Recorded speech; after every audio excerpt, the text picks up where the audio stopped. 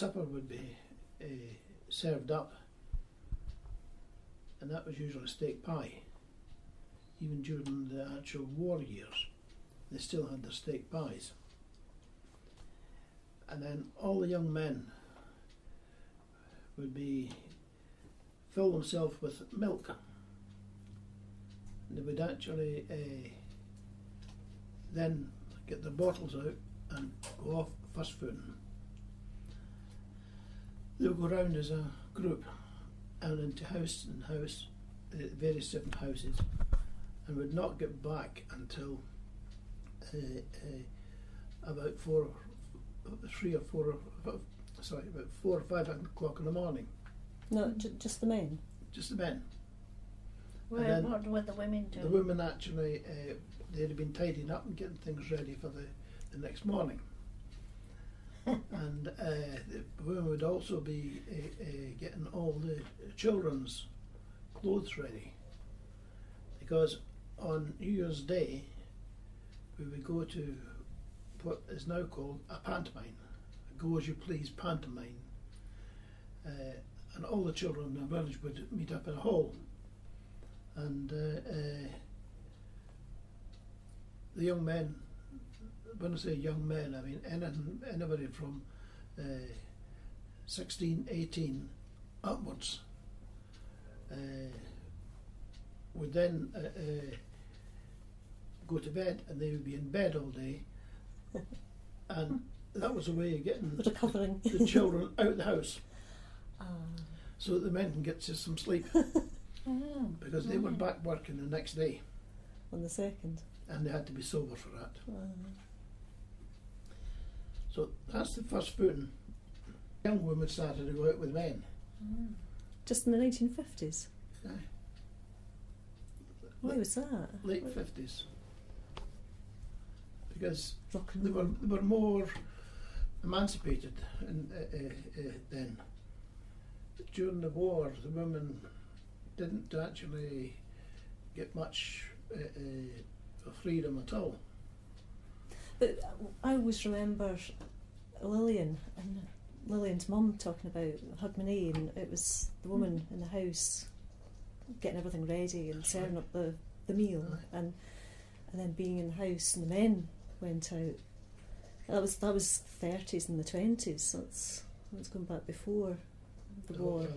I remember when we were in Lanark, it was our first Christmas in Scotland, and I thought I'll have the next door neighbours in for a sort of supper party, and they didn't come, and I kept looking at my watch, and I think, where on earth are they? You know, it got to 8 o'clock, 9 o'clock, and in the end I went round and she had her head in the oven cleaning it.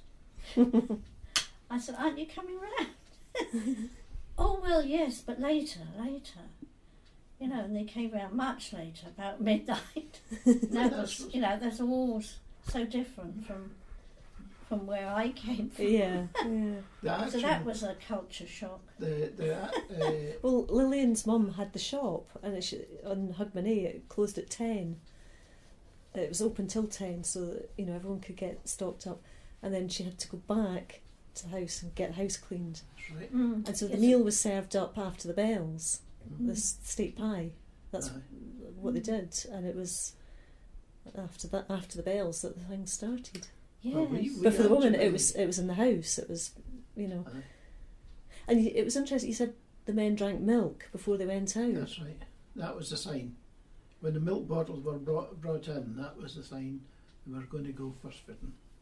And they went first footing after the bells. So were they drinking milk at the bells? Just before, just before they would fill, after the supper, they would actually have quite a lot of milk to line their stomach. In the stomach. And then when the bells were, they would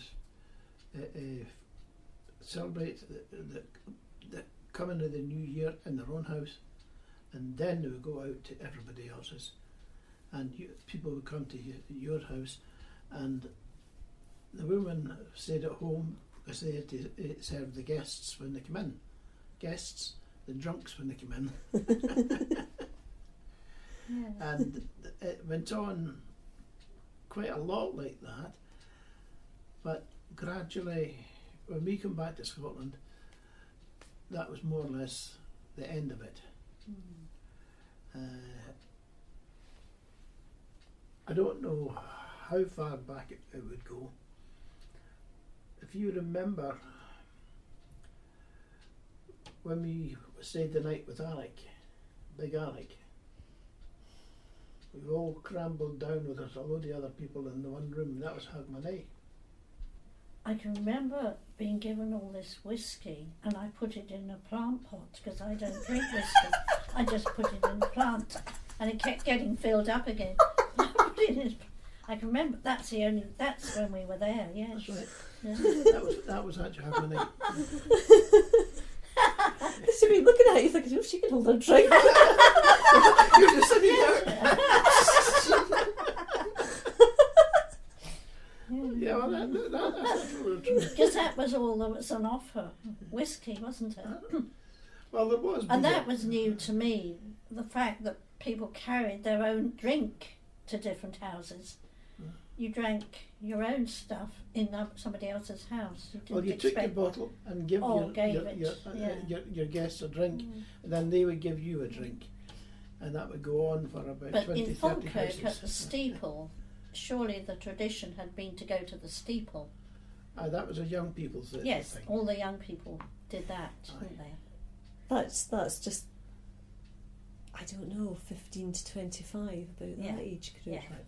Youngsters. And that whole thing of going out to somewhere in a town, that's what the Edinburgh thing, and that has become that. Yes.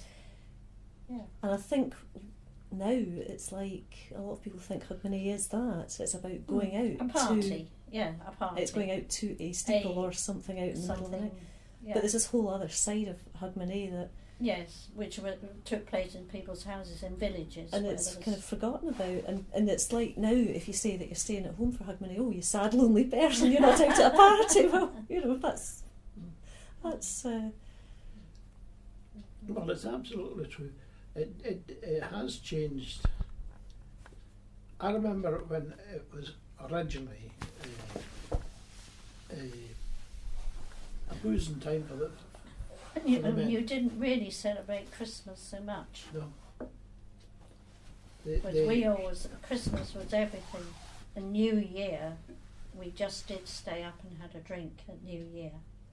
You wouldn't have known it as Hogmanay, it was New Year, was it? Yeah, New Year, yes. But Pat's mum come from Yorkshire. And they were getting near civilization. No, she used to stay up till midnight, and she had some sherry or some drink, and we had a drink. Yeah. But I remember our first. But it's nothing compared to Christmas. Christmas was everything. And it's become that in Scotland as well. I remember our first actual Hogmanay in our first house in Lewins Lane. We invited everybody to celebrate Hogmanay. In Dorset. And on Hogmanay, the morning of Hogmanay, a certain person went down ill. And we hadn't had half the food in, so I had to run around getting all the food in, prepare things ready for the night.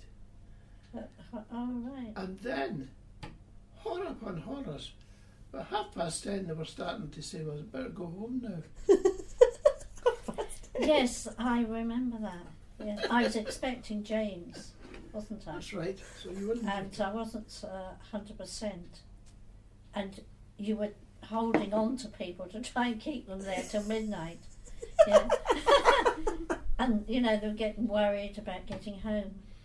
But it was the same sort of thing, you see. You had a different idea of what New Year's Eve was. It's the opposite of the Lanark story where you were expecting. Yes, Go exactly. earlier, yeah. Yes. Well, I hadn't eaten all day, and you got a bit. And I remember, I got very David tiddly. walking you round the garden to sober you up. And we only had a tiny garden, so he was walking round like this, about the size of yours, you know. Like that. Aye, quite. Brilliant. So that was actually my first Hogmanay in our house when we got married. When I was married, because we never had them before. Lewins Lane, our first house we bought. Mm. Yes. Well, I suppose It's changed a lot, but it's well, every generation makes their own traditions. Well, when we lived in Cochrane Street, we used to go round with Elspeth and Betty, go to their houses. there was you would see a lot of the neighbours then. I remember us kids would be maybe all having like what we would now call a sleepover in Yes. one of the rooms. That's right. And I So we remember did a bit of that, you know. I remember we moved to Lauriston, we could hear the ships at Grangemouth. They had like horns that were going off at the bells. Yeah. So I think in my childhood it was still a thing in a lot of people's houses. Yes. Mhm. Yes, it was. Yes. But now, Well, it was. Well, we had, you know, all our neighbours, you know, it was really nice. They were all friends, weren't they? The Angles, the Gladstones and Elspeth. We knew them all very well, you know. And the kids were all a bit same age.